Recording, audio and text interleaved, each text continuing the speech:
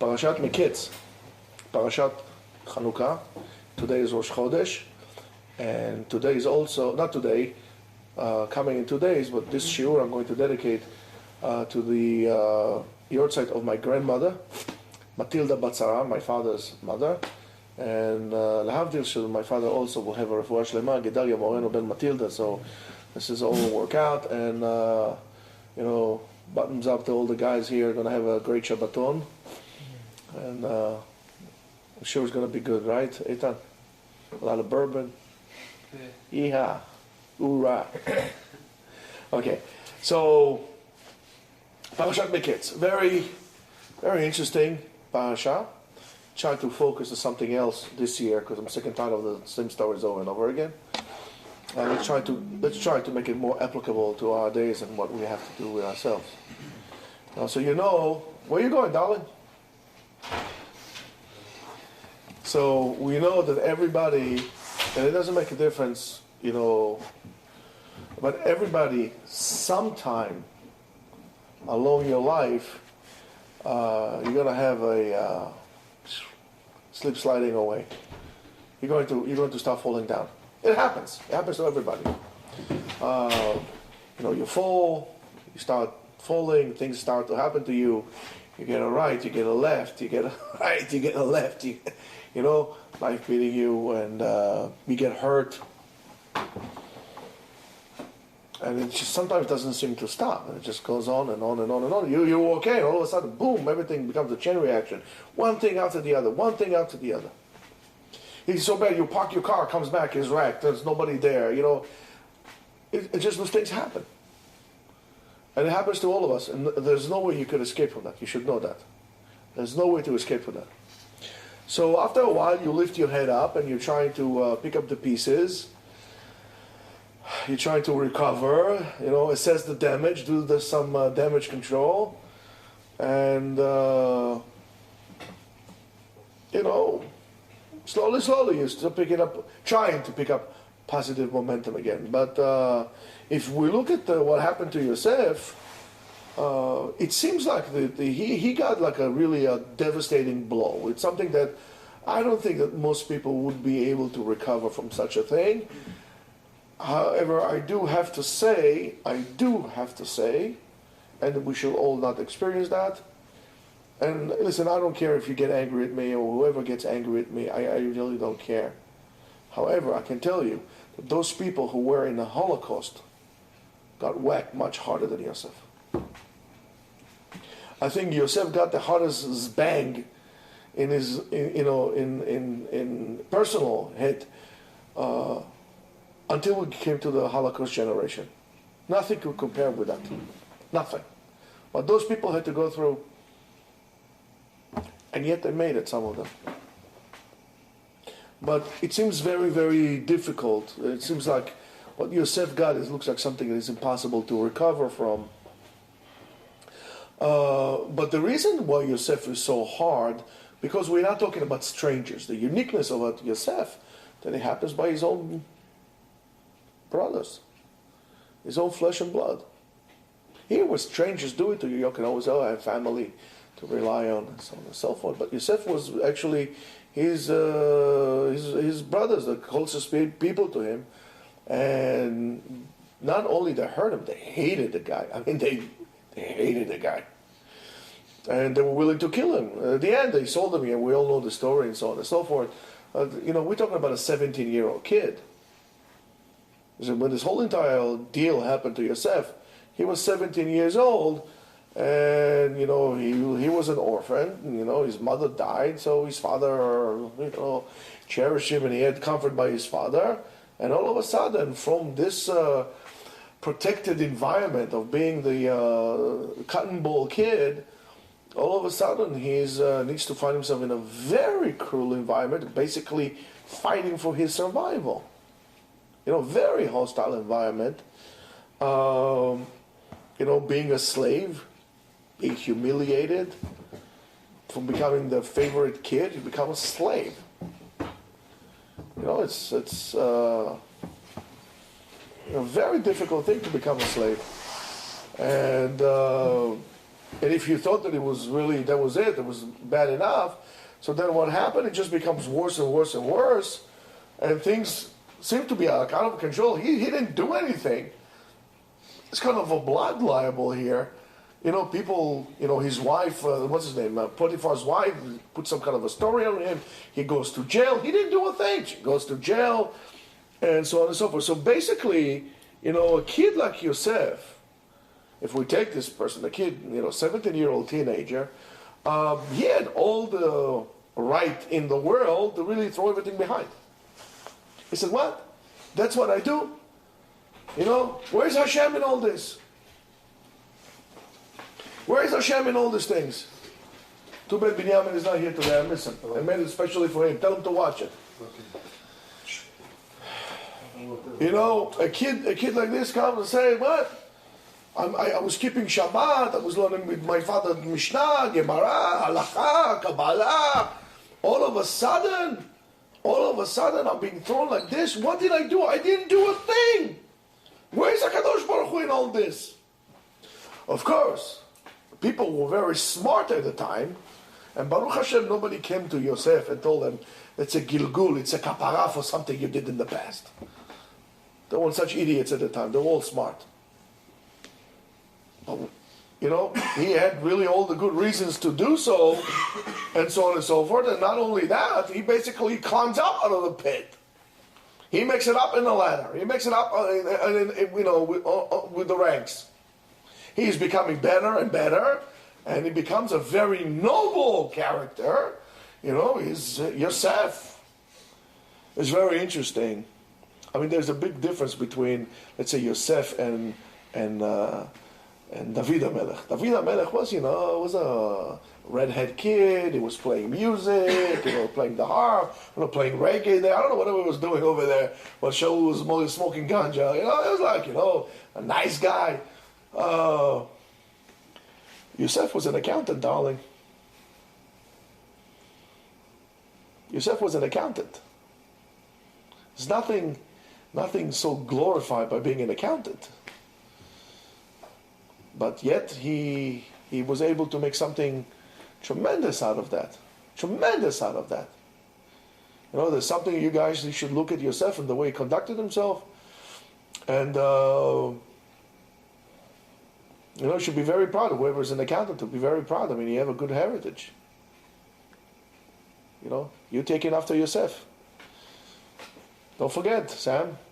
How much is 1 plus 1? How much you want it? Whatever you want it to be. That's right. That's a good accountant's answer, right? So, let's see exactly. Was that a miracle, or what was it in Yosef that made him able to pick up the pieces and to put itself together, regardless of the hardship that he had? And you see, Yosef never blames HaKadosh Baruch Hu on that. He never says, oh, HaKadosh Baruch Hu, you left me, what'd you do to me? I tried to do whatever I can for you, and this is what you do to me. I mean, he never says that. So I think, we will complain, I would complain, I think everybody would complain. But he does it. And I think that this is what we should learn. Because, hardship is going to come our way, one way or another. Hardship is going to come our way. Nobody escapes from trouble. And I do believe that this is something that we could maybe, if we're able to internalize it, help ourselves when we're going to fall down, and we're going to have a little hardship coming down our ways. And we should learn not only what to do, but also what not to do. So let's go 1 second, a little bit back, and we'll try to understand the essence of the dreams because everything happened with the dreams of Yosef and so on and so forth. So let's see if there's a way we can connect it. I think overall we kind of misinterpret and misunderstand what dreams are in the Torah and what the dreams of, and what was Yosef's approach to his dream. Because we always try to say to Yosef, and listen, even his father, even Rashi and everybody says, he was a little arrogant. But maybe we were wrong all along to the way we portrayed Yosef as an arrogant kid who comes and says, you know what, I was dreaming, you're going to bow down to me. No, maybe that's not the case. Maybe that's not the case. So we need to understand that the way the Torah refers to dreams is completely different than the way the modern world looks at a dream. There's a whole section in psychology that deals with the psychology of dreams itself and the symbolism that certain items have in dreams. For example, argument's sake, if you have waves or this, there's an anxiety. If you're driving a car symbolizes control, lack of control, error control, and so on and so forth, without getting into this. Just like this is how the modern world interprets that.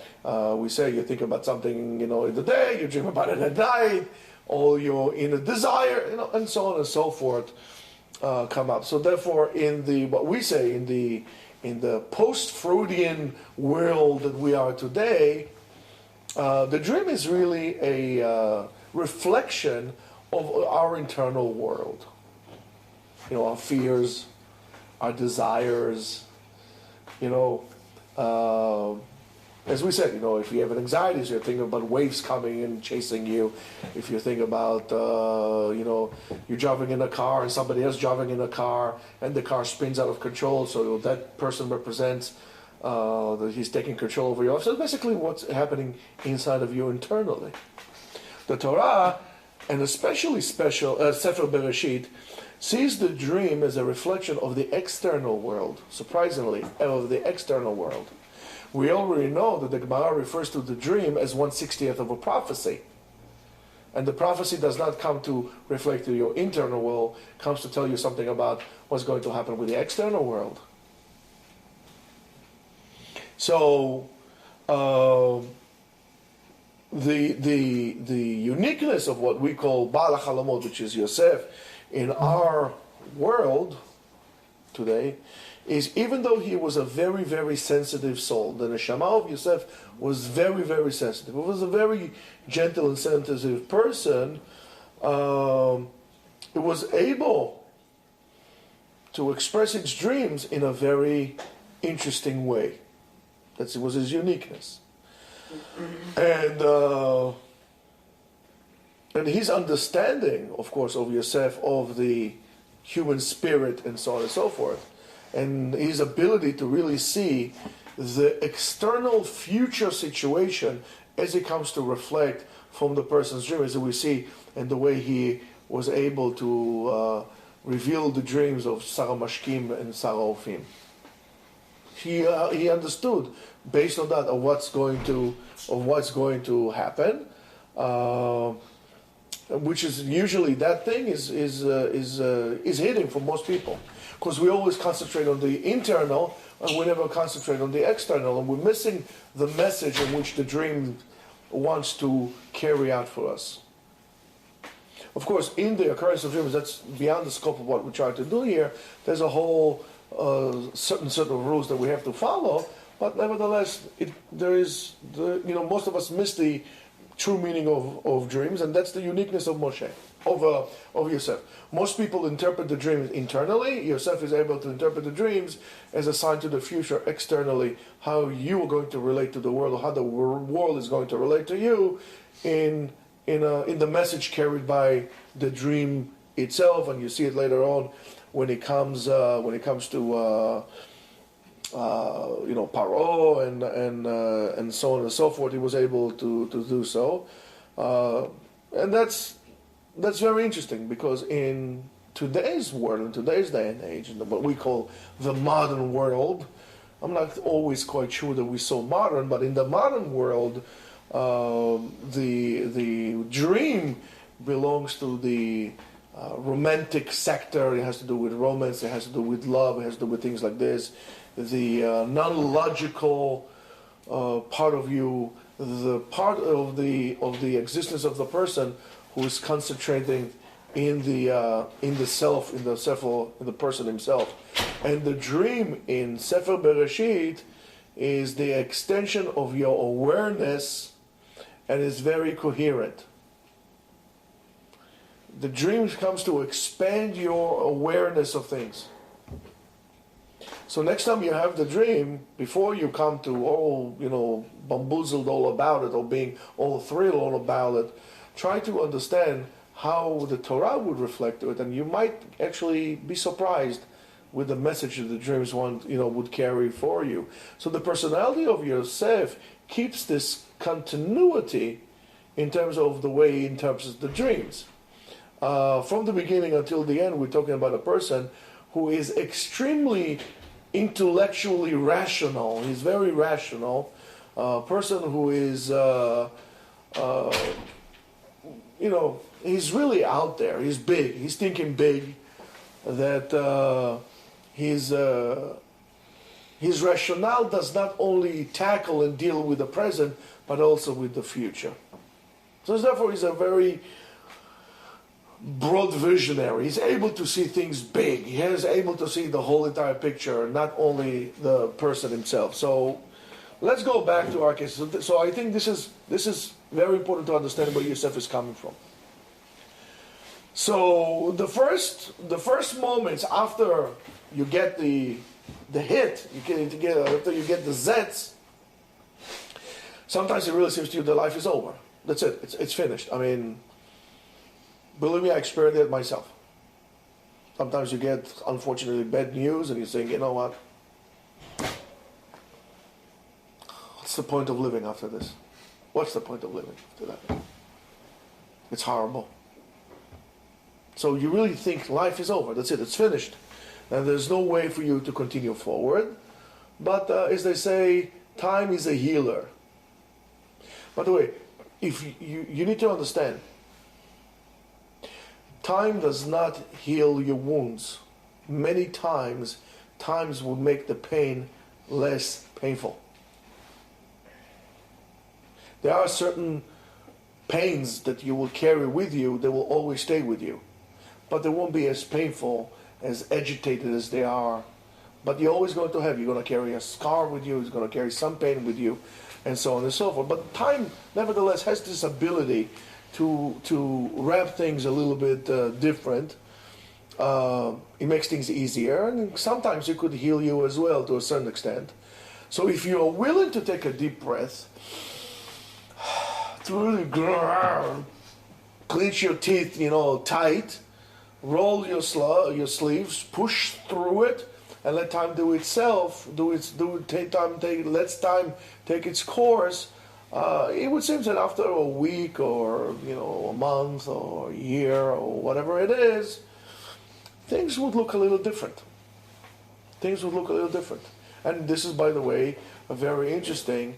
Judaism follows a certain sense of science in terms of grief in the cycle of mourning that we have, whether it's the week and the first days of the Shiva, Lo Aleinu, and then the 30 days and the year, and so on and so forth. As you could see, we are obligated always to remember the day of the departure of the person to kind of make you aware that there's a battle scar there, something had happened. And by the way, all the pains that we have and all those hits that we get in life are battle scars. It's a battle out there. And you should be aware of it. You don't go and show your battle scars every day, but you have them in you. So don't forget, Yosef had 22 years. He didn't have a month or a week or a year. He had 22 years until he was able to see his brothers again. However, this time the players and the situation was completely different than last time they've seen each other. So how exactly you deal with that? How exactly those things happen? So it's everything that we says is true and is accurate and it's good, especially if the person is not staying still. If you're staying still and you're not involved in constant movement, most likely you will perish in your great pain or in the hit you get. Whether you lost your business, chas v'shalom, or you lost some dear person to you, we understand that there's a certain period of time of grief, of pain, but you should be able to snap out of it. Even Chazal tells us that chas v'shalom, when a person is grieving, should not grieve in the same intensity, throughout his life. It's not considered to be halachically appropriate to do so. So, if a person like this gets a hit, gets chas v'shalom fired from his job, or whatever happened, or God forbid divorce, or who knows. If he says, okay, whatever happened, happened. Not that, okay, whatever happened, happened. No. Whatever happened, happened. Let me assume responsibility now to my life. I need to be responsible of my life now. I guess something happened that I didn't take enough care or responsibility in my life, and that's why things happened the way they happened. Things went out of control. Almost like a car. You're driving in a car, and you're just going to sit like this in a car. You're going to press the accelerator and the brake, the car is going to spin. I mean, regardless of how your alignment is. So this is the case. I'm going to take some responsibility in my life, and I'm going to make sure that I'm busy. Being busy is very important. If you sit there, you're going to sit there, you're going to start worrying. It's going to immobilize you. I mean, you're going to be completely finished. So you need to be busy. You need to be active, and you need to be creative. And I'm saying creative, and that means all the time. Even if you were doing real estate and you got fired and all of a sudden you're doing teaching and then you didn't work, it doesn't make a difference. You need to always create opportunities. This creativity, this activity will open many other windows for you to be able to become positive again. If you sit down and you mourn and you grieve your own bad luck, let me tell you, you fall in love with your pain, you fall in love with your troubles, and then you become semi-narcissist, maybe depressed, but quite of a narcissist. You love your pain. You're going to, everybody that calls you says, hey, how are you? Oh, things are so bad. Right? How are you? Oh, they're horrible, you know. And then nobody calls you. It's a cycle again, and you fall in love with that, and that's a very dangerous thing to do. Very dangerous. So you need to be active. Action creates positive opportunities. And you know, it's a way for you to get better. So that's very important to understand that. Yosef, in this case, he doesn't fall in his sorrow. He doesn't cry. He doesn't say, oh, why me? Oh, why me? HaKadosh Baruch Hu doesn't love me. You know what? I'm not keeping Shabbat anymore. HaKadosh Baruch Hu put me in jail. I'm not keeping Kashrut anymore. This happened. I'm a slave. Okay, I'm going to go with the chicks. I'm going to go with Asian Putin. He says, no, I'm not doing this. He doesn't let go. He's always keep on, and he's elevating himself, and so on and so forth. He doesn't feel sorry for himself. He doesn't feel helpless. He says, okay, I'll make do. Whatever it is, I'll make do. I'll start again. I'll start again. What can I do? At least I'm alive to start again. At least I'm alive to start again. So, okay, I'll start from the bottom. I'll enjoy the ride up all the way to the top again. All over again. Then I'll up and down again, and then he's up all the way up again. No, why me? It's not, don't be Eeyore. You know, the donkey, the sorry-ass donkey. Yeah. In any case, anywhere that Yosef is, he's because of this attitude, he's connecting himself to an action. He's making a progress. He's developing. He's moving up. And whether it's in the house of Potiphar, that quickly became the CEO of the house. You know, he's taking care of basically the whole entire house. And guys, Potiphar was not a cook. If you said Sarat Tabachim, and you think it says it was a cook, he wasn't a cook. Nor he was Steven Seagal. He was the big honcho. He was the butcher, you know, from Baghdad. He was the butcher from Cairo, whatever he was. You know, he was a hangman. Okay, but you know, nevertheless, Yosef ran the house. And they threw him into jail. He became, you know, the best. You know, he's like a Lubavitch. You know, you put him on the bottom, goes to the top. That's why you're not going to find someone in Lubavitch in the OU. You know, they're not going to let them. They'll take over the place. Yosef. Anyway, and so therefore, you know, and instead of feeling sorry for himself, as I told you once before, instead of feeling sorry for himself, we start feeling sorry for others. He says, what's the matter with you today? He's in the jail, stepped in with them. He was sold, he was this. Hey, why are you feeling bad today? It's like, what's up, homie? You know, what's the matter? You know, we're in jail, let's chill out, it's good. Right? He doesn't do that. He takes care of people. He feels the pain of other people. And that's why a person needs to understand that one of the things you need to develop as a character is a spine. And most of us are spineless. Leaders will say other parts of the body, but we are spineless. And Every stop in every station, every stop of his life, Yosef is trying to stay loyal to his core virtues. And Rabbotai, in our society there are no virtues, and if there are no virtues, we don't have a society. We have an anarchy. And we don't teach our children to virtues, needless to say values, but virtues. We don't teach our children any like this. That's why I do believe it's very good for you guys to go to the army, to the armed forces. You learn some values and virtues. What does it mean to care for other people, and so on and so forth. This is very interesting. I heard one time an interview with, I think his name is Marcus Luttrell, the guy from Lone Survivor. I read his book, very fascinating book. But I saw an interview with him. So the interviewer there says to him, I think the interview was also with Mark Wallenberg at the same time. And he said to him, the interviewer was trying to have compassion to him. All these people died and so on and so forth. And Marcus or Mark Luttrell, whatever his name was, said to him, I don't understand, what's your problem? He says, well, that's what we were trained to do.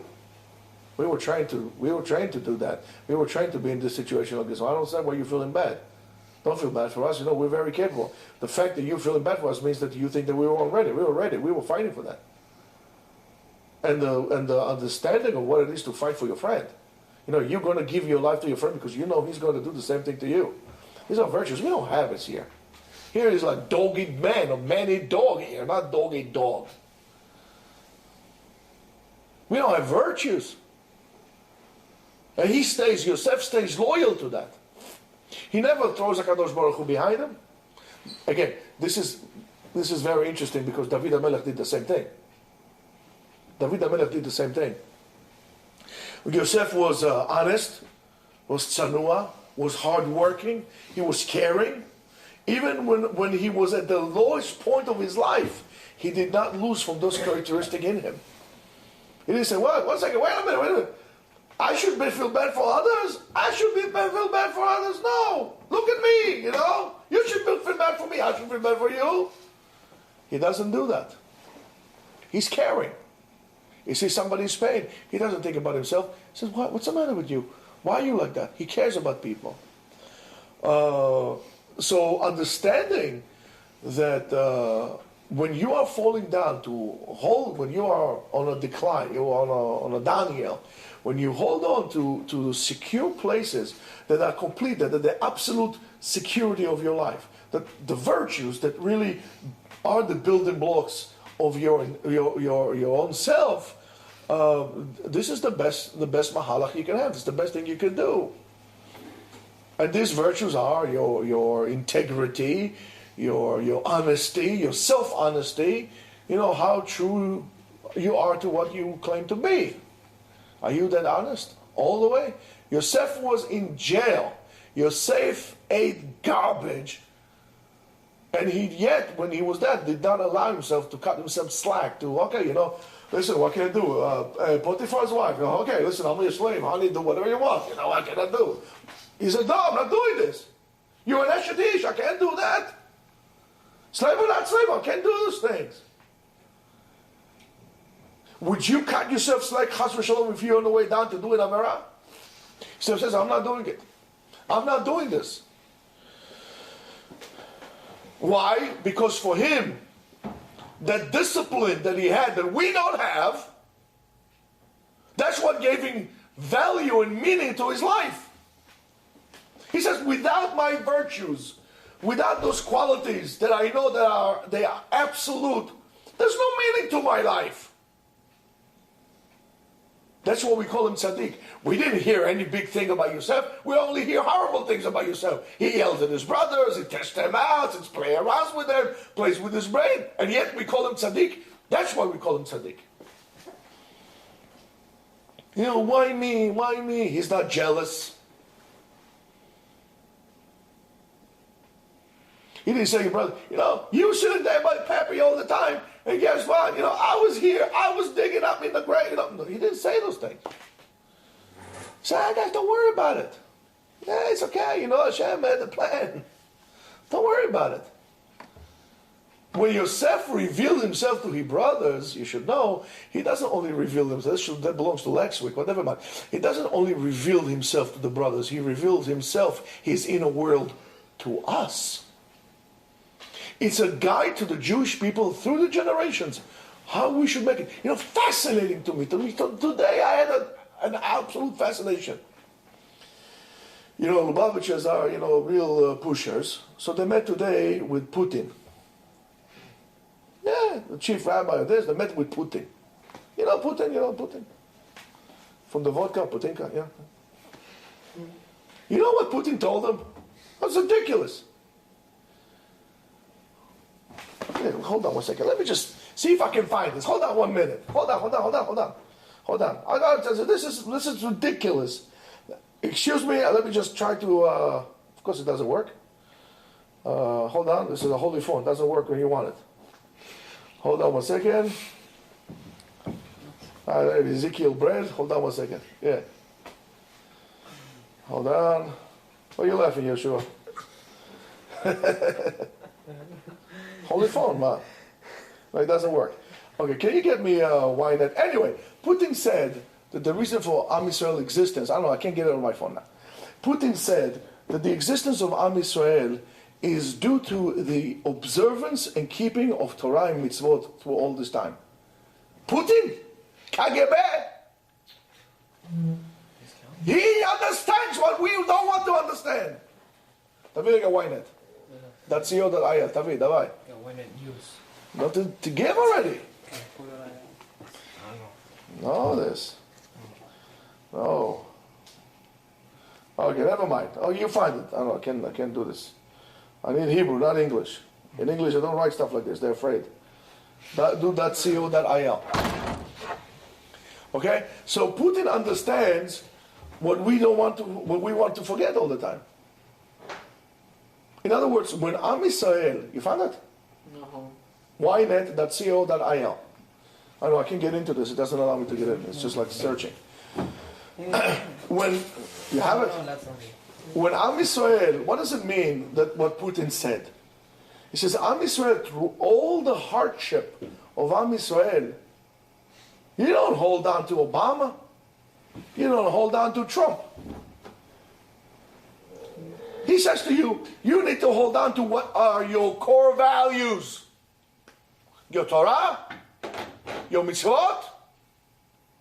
Yeah, let me see. Hold on, let me.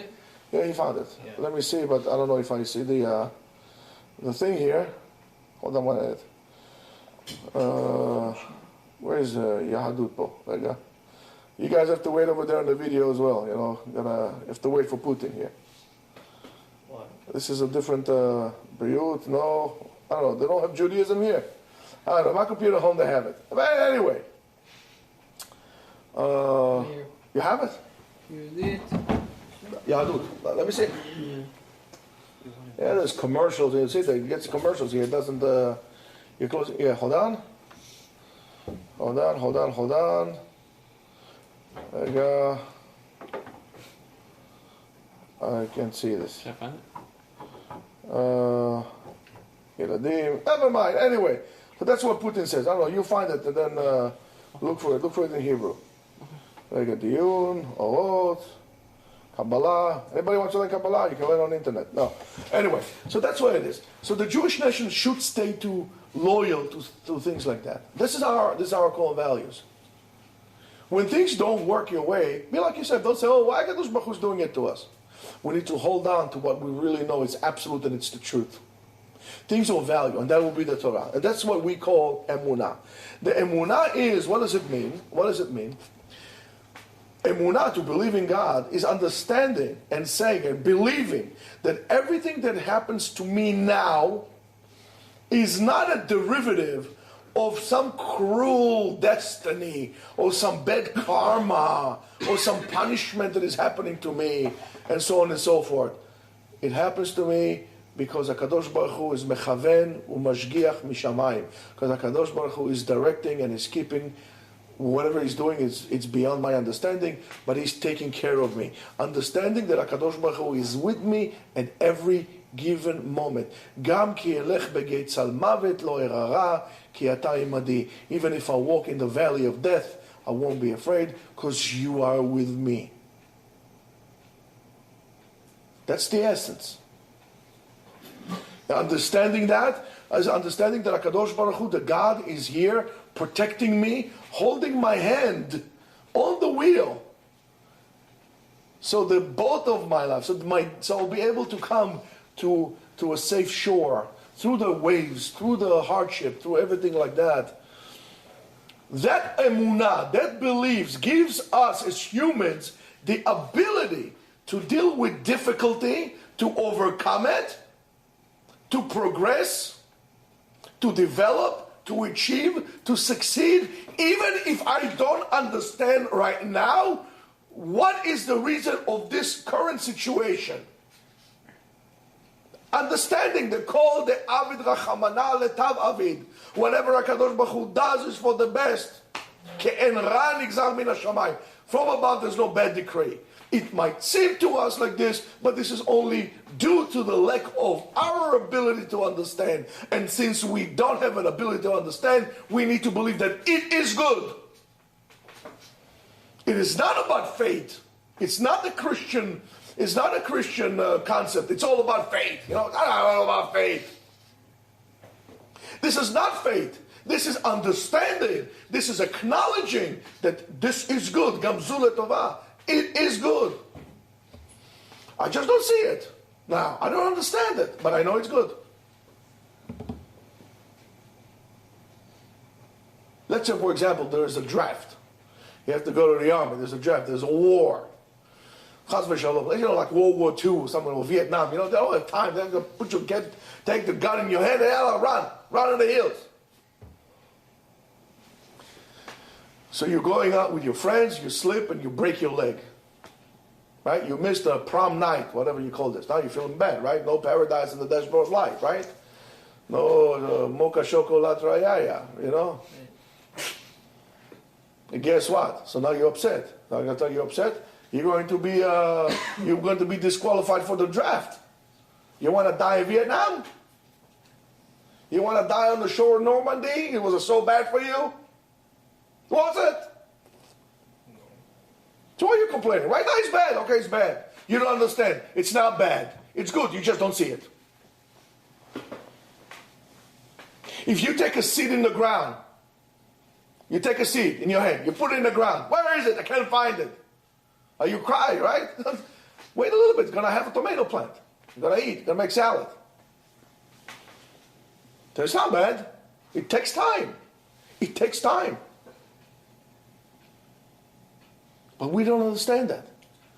So when you develop your Emunah, you need to understand, develop that part of your Emunah to overcome the hardship, which will come into all of our ways.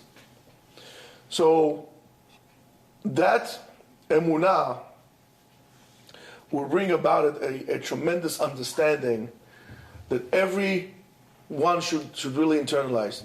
The understanding is that every person has a destiny in his life, a unique mission that he needs to accomplish. Years ago, I read a book, The Man, the Mission, and Me. It's an unbelievable book. I would recommend to all of you to read it. Right? It's about a Delta Force operative that goes through the book, explaining military concept and how does it reflect your life. So everybody needs to understand that there is a mission.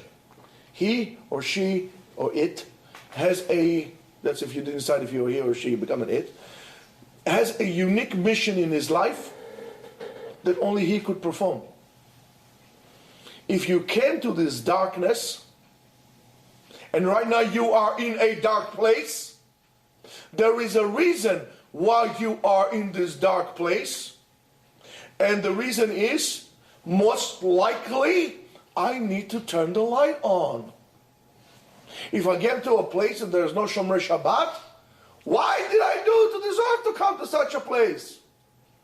It means I need to help the people become Shomer Shabbat. If I am a rabbi in a community that nobody knows how to learn, what are you going to say? What did I sin to deserve such a place? He says, no, there's a reason why I'm here. And the reason is to make everybody a Talmid Chacham. I cannot be a Chavruta. I guess I'm going to make everybody to my Chavruta. You need to understand that. You need to ask yourself the question, not why did it happen to me? Oh, why me?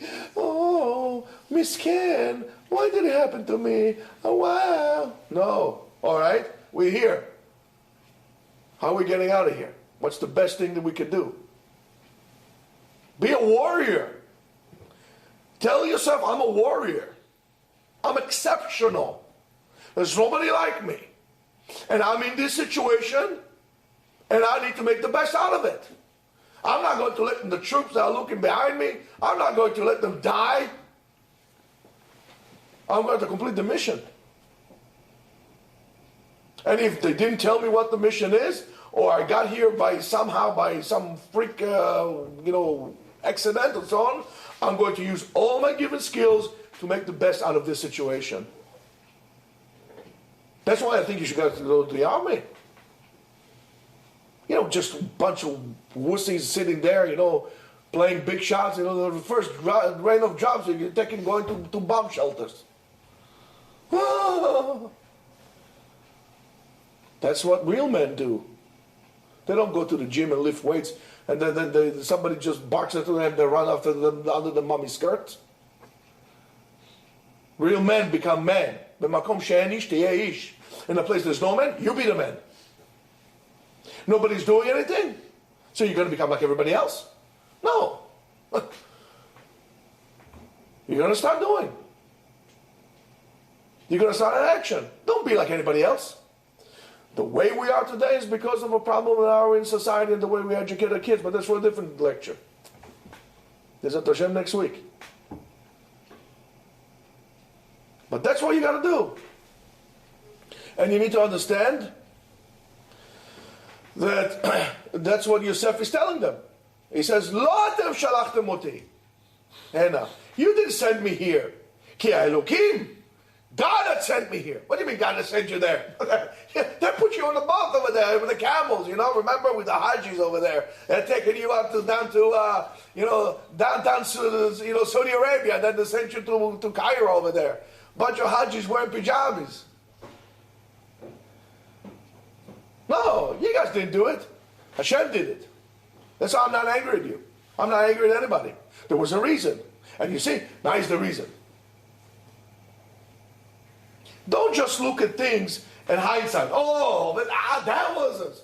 You should develop the ability as a warrior, as a fighter, as a person in the battlefield. You should be able to make the right decisions, not only to make the right decision in hindsight.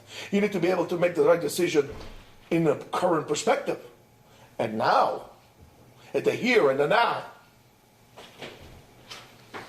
And Yosef says to the brothers, and he shares with them this tremendous enlightenment that he had. And the reason is, of course, so you won't die from starvation. So relax, brothers, relax. You see, he acts like the big guy. He's taking control of the whole situation. They are fighting with each other. You did it. No, you did it. You sold them. You want to kill him. No, you didn't. Guys, relax. Don't worry, guys. I'm here. I'm the man. I'm taking care of everything. Relax. It's okay. And we need to understand. So in this perspective of time, and what we say, as we said before, in hindsight, sometimes we see amazing things. That many times during those most difficult times of breakage and difficulty, these are the moments that made us to become who we are. More so than the moments who were tranquilo and that were easy in our lives. Most likely, the moments that everything went your way in your life. That's why I was telling Mark the other day. Where's Mark when I need him? Mark should watch this. We won't say his Hebrew name, code name, but it's okay. The most difficult, when you have no problems in life, I don't want to be you, because you will probably mount up to be an absolute nothing. The most difficult things in life, if you understand, it will toughen you up to become the best that you could become. Difficult. You cannot become strong, right? You would agree with me. You can't become strong sitting on the sofa watching other people lifting weights. They're sweating, they're like this, You want to become strong? Roll your sleeves, go over there, but then you become big and strong. You want to become rich. You want to go to work. Don't sit on the sofa and cry, why me, why me? Don't wait for handouts from the government like a bunch of dogs. You know, handouts from governments. You know, work. Don't wait for somebody to teach you. He'll learn from me, Rabbi. You learn from me. I'll pay you the money. You learn from me. No. You learn too, Rabotai. Those moments of difficulties when you're working hard, and it doesn't make a difference if you're working hard to make a penny or you're working hard to understand Rashi or Tosfot or the Pshat and the Gemara. Those moments make you the best. And this is what Yosef called his first sons Menashe. Why did he call them Menashe? Ki nishani Elokim et kol amali et kol beit avi. What does it mean, Menashe, Nishani? What does it mean? So look at this. Rav Hirsch says something. Nishani means make me into Noshim. Noshim, what are Noshe? When somebody's Noshe somebody, he's a debt collector. Right? Noshe is a debt collector. Ki Nishani Elokim. He became a debt collector. What does it mean? He says, all the people in which I owe them now. Who are all these people who I owe them now? Yosef is saying something amazing. That the disaster that happened to my family, the disaster that happened to me, that HaKadosh Baruch Hu they became, I owe them. I owe them. Why? Because everything that seemed to me right now as a cruelty, as a disaster, these are the things that make me to who I am.